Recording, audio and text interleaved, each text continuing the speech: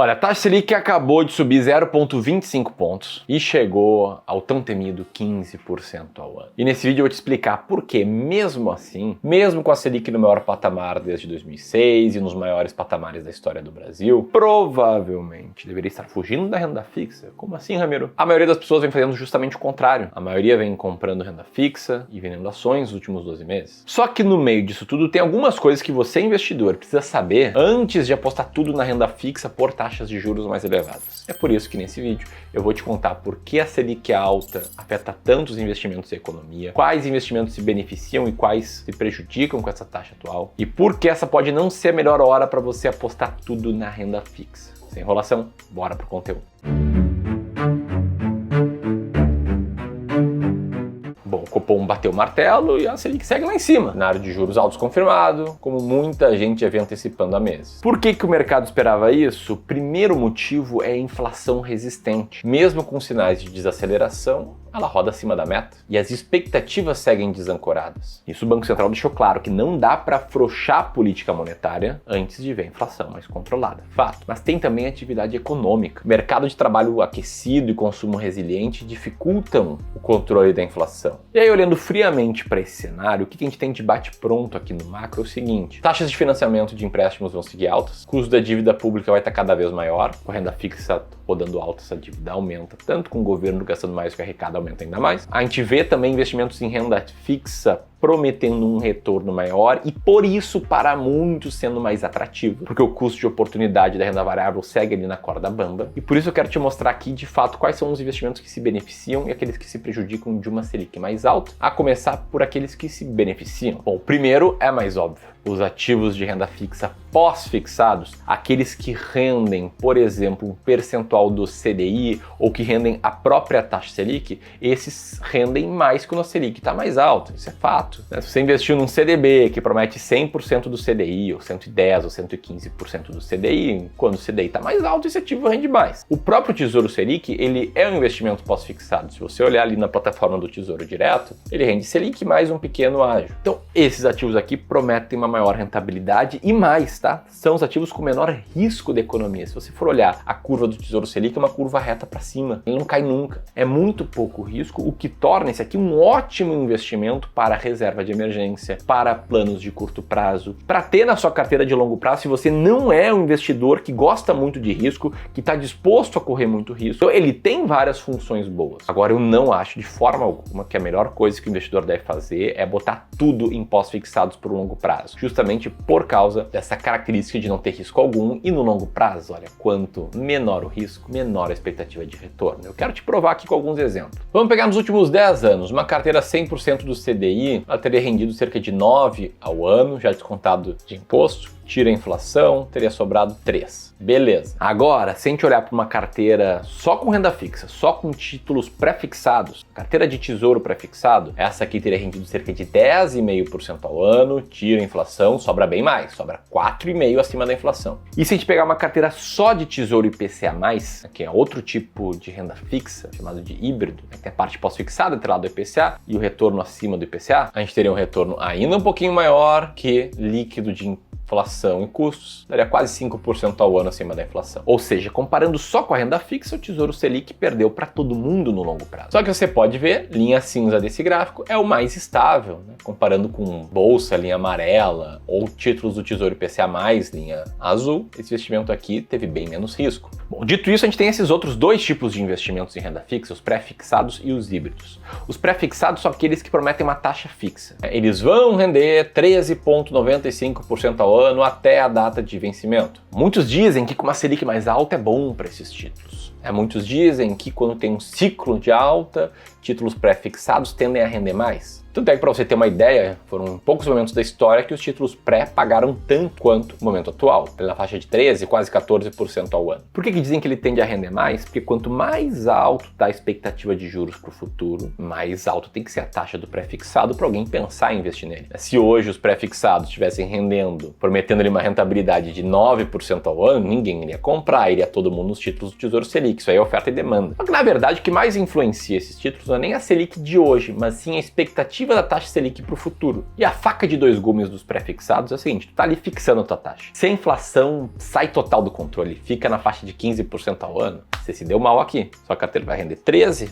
perto de 14, a inflação vai ser mais alta. Só que se a inflação cai, fica controlada, se a Selic volta a cair, cai para uns 8% ao ano, você está travando ali um retorno de 13 ao ano. Então, de certa forma, a Selic mais alta não é ruim para esse tipo de ativo. E o mesmo vale para o Tesouro IPCA+, que é um título que vai render exatamente o IPCA, mais uma taxa de juros acima disso, um título híbrido que acaba te protegendo da inflação diretamente e um retorno real acima da inflação. Bom, em períodos em que a expectativa de juros é maior para o futuro, esses ativos têm taxas maiores. Quem comprar eles nesse momento vai ver um retorno maior no longo prazo. E o que a gente vê hoje é que a expectativa para os juros nos anos seguintes fica ali na faixa dos 13 e pouco por cento, abaixo do que está a Selic hoje. E isso foi justamente o que fez a taxa desses títulos caírem recentemente, no último ano, e o preço subir, porque existe uma relação inversamente proporcional. Quanto maior a taxa de um pré-fixado, menor o preço e vice-versa. Mas beleza, que você entendeu essa dinâmica de renda fixa. A gente ainda tem alguns títulos de renda variável que, em tese, se beneficiam de uma Selic mais alta. Dentro dos fundos imobiliários, por exemplo, tem os fundos de tijolo, que é quando você está comprando ali imóveis, né, quando por trás do código do fundo tem imóveis,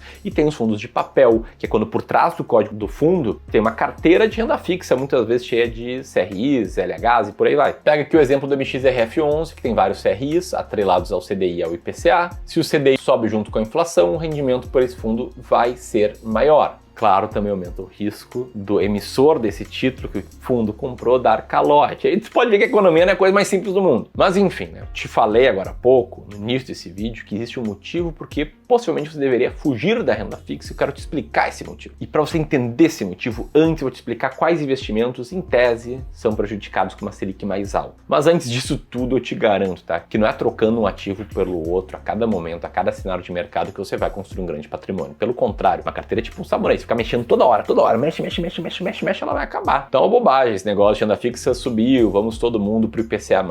Renda fixa caiu, vamos todo mundo pra bolsa, fundos imobiliários. Sim, o investidor está sempre atento ao que está acontecendo no ambiente macro, mas a forma de investir tem que ser olhando para dentro, olhando para a sua própria situação pessoal. Eu quero te trazer aqui um exemplo de um investidor que passou por uma conversa de análise de carteira aqui no clube, que estava com uma carteira muito concentrada em renda fixa, cheio de ativos que pagavam um monte de comissão, tipo COIs e coisas bem ruins. E ele entendeu que, uma coisa era investir em renda fixa, outra coisa era investir bem em renda fixa. E a gente promoveu uma mudança nessa carteira dele, trazendo-la para um modelo mais equilibrado, que tem um maior potencial de retorno, dando muito mais clareza para ele sobre o que fazer. E, enfim, num grande resumo, é assim que a gente trabalha aqui no clube, é assim que funcionam nossos serviços de Wealth. Você pode conhecer esse serviço com uma primeira conversa totalmente gratuita, em que você vai receber uma consultoria de investimentos, eventualmente a gente vai analisar a tua carteira e para agendar essa conversa, basta você pegar o seu celular, apontar para o QR Code que está na tela, vai abrir uma conversa no WhatsApp e você clica em enviar. Envia essa mensagem: quero ter minha consultoria gratuita,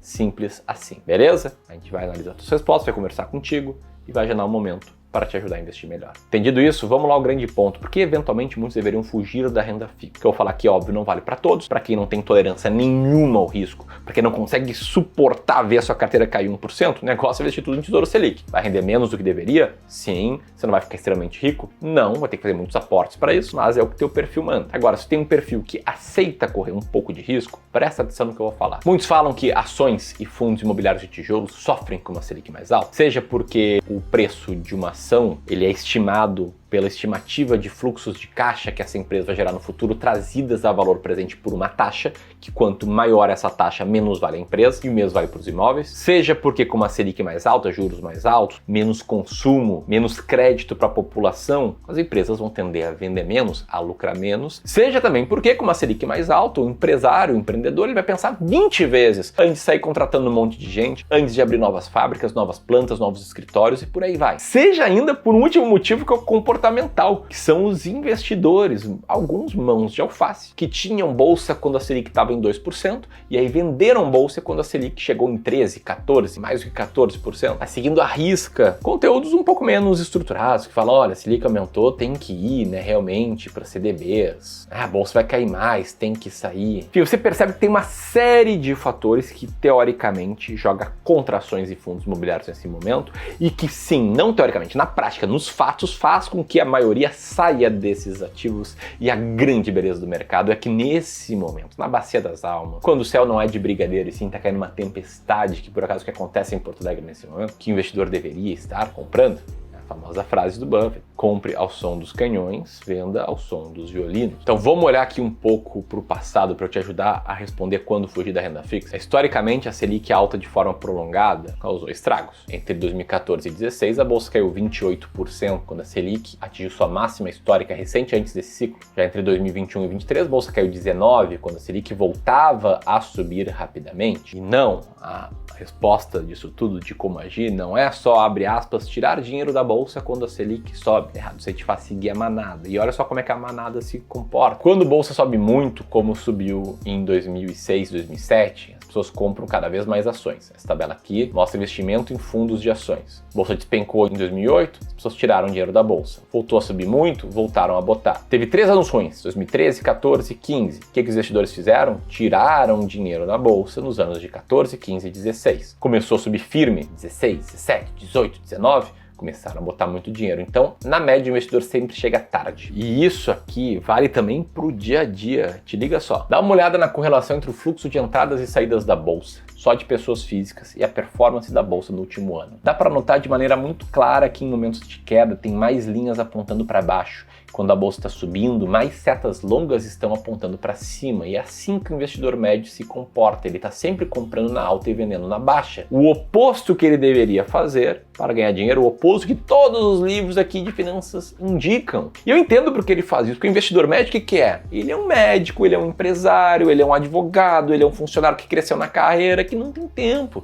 está formando família, tem que cuidar da família, da mãe, da esposa, dos filhos, do marido, do trabalho, e ele tende a seguir as manchetes, ou tende a seguir aquela orientação de algum profissional que fala o que esse cara quer ouvir e não o que ele precisa ouvir. E o que todo mundo precisa ouvir, do meu ponto de vista, é assim que a gente trabalha no clube, é que a primeira coisa que o investidor tem que fazer é definir qual é a sua alocação ideal. E o que é isso? Eu nunca ouvi falar em alocação ideal. Então nos chamam para uma conversa, porque a primeira coisa é essa. Uma alocação ideal seria, por exemplo, isso. Isso aqui é uma carteira ideal para um cara que aceita correr risco, que tem 60% de peso em renda variável. E só assim você sabe sempre o que fazer. Por quê? Quando você tem um desenho de uma carteira ideal, um alvo a ser perseguido, a sua carteira, você vai montar ela vai embaralhar, vai mexer. E você usa novos aportes para comprar aquilo que está com peso abaixo do alvo. Você vai estar sempre comparando a sua carteira ideal com a carteira real, comprando ativos que estão abaixo do peso ideal, eventualmente vendendo aqueles que estão com peso acima do peso ideal. É simples assim. Vou imaginar que durante o ano passado inteiro esse cara aqui viu a fatia de ações cair e renda fixa ganhar um espaço maior. O que ele precisa fazer mesmo com a Selic alta? Fugir da renda fixa. E fugir não significa vender tudo, significa vender uma parte que está acima do alvo na tua carteira e comprar o resto.